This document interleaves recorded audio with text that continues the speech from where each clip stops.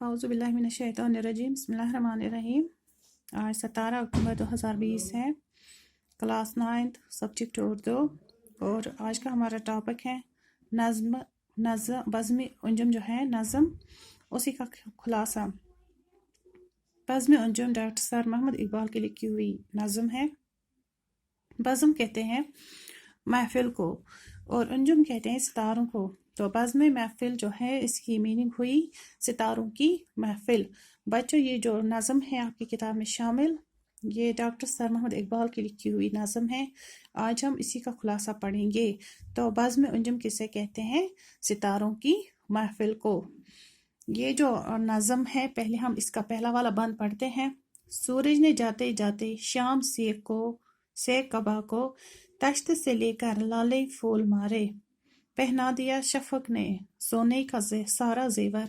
قدرت نے اپنے گہنے چاندی کے سب اتارے، محمل میں خاموشی کے لیلائے ظلمت آئی، چمکی عروس شب کی وہ موتی پیارے پیارے، وہ دور رہنے والے ہنگامہ جہاں سے کہتا ہے کن کو انسانی اپنی زباں میں تارے، محو فلک فروزی تھی انجمن فلک، عرش بری سے آئی آواز ایک ملک کی۔ تو بچوں یہ جو ہے یہ نظم کا پہلا بند ہم نے پڑھا، اور اس کی جو تشریح ہے کچھ اس طرح سے ہے۔ اس بند میں علامہ اقبال فرماتے ہیں کہ سورج نے جاتے وقت، یعنی سورج نے غروب ہوتے وقت، ڈوبتے وقت سیاہ لباس پہننے والی شام کو افق کے تھال سے لے کر لالے کے سرخ پھول مارے، یعنی سورج غروب ہو چلا اور شام ہونے لگی، افق پر شفق کی سرخی پھیل گئی، شام کی دلہن کو شفق نے سونے کا سارا زیور پہنا دیا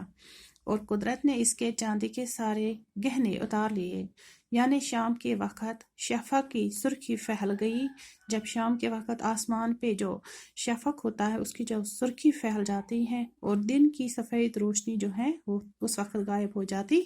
ہے۔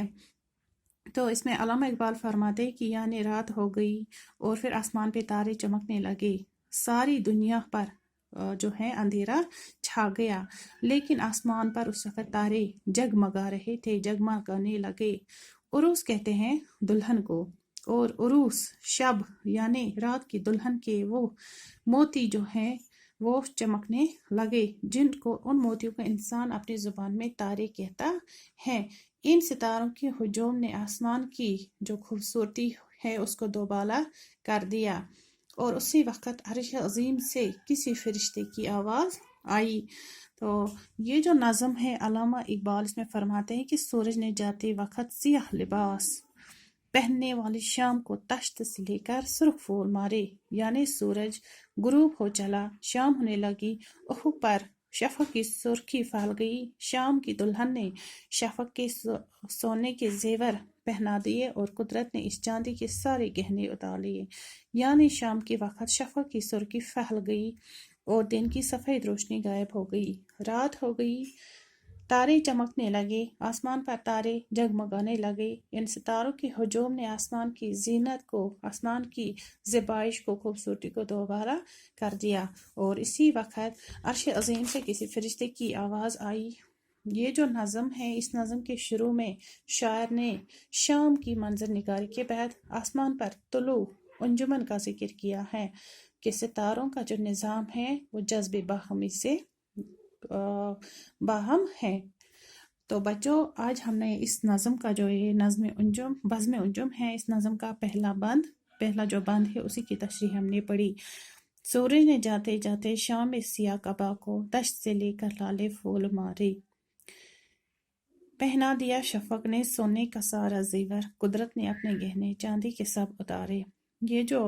نظم ہے اس میں علامہ اقبال فرماتے ہیں کہ سورج نے جاتے وقت سیاہ لباس پہننے والی شام کو تشت سے لے کر سرخ پھول مارے، یعنی سورج غروب ہو چلا تھا، سورج ڈوب ہو چکا تھا، شام ہونے لگی تھی، افق پر شفق کی سرخی پھیل گئی، محمل میں خاموشی کے لیلائے ظلمت آئی، چمکی عروس شب، عروس کہتے ہیں دلہن کو، کہ وہ موتی پیارے پیارے، وہ دور رہنے والے ہنگامہ جہاں سے کہتا ہے کن کو انسان اپنی زباں میں تارے، محو فلک فروزی تھی انجمن فلک کی، عرش بری سے آئی آواز ایک ملک کی، یعنی شام کی جو دلہن ہے، جو رات کی دلہن ہے، دلہن کو شفق نے سونے کا سارا زیور پہنا دیا اور قدرت نے اس کے چاندی کے سارے گہنے اتار لیے، یعنی شام کے وقت شفق کی جو سرخی تھی وہ پھیل گئی تھی اور دن کی سفیدی غائب ہو گئی تھی، رات ہو گئی، تارے چمکنے لگے، آسمان پر تارے جگمگانے لگے تھے۔ ان ستاروں کے ہجوم نے آسمان کی جو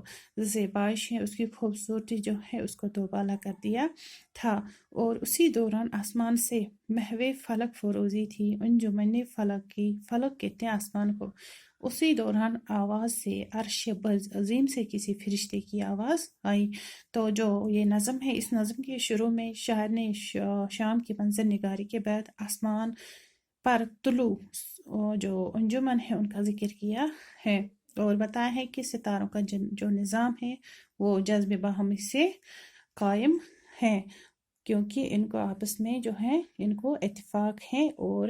اتحاد اور اتفاق اور یکجہتی پر جو ہے ان کا نظام قائم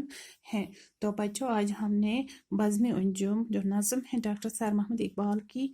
اسی کا جو پہلا بند ہے اسی کا یہاں پہ خلاصہ کیا۔ شکریہ۔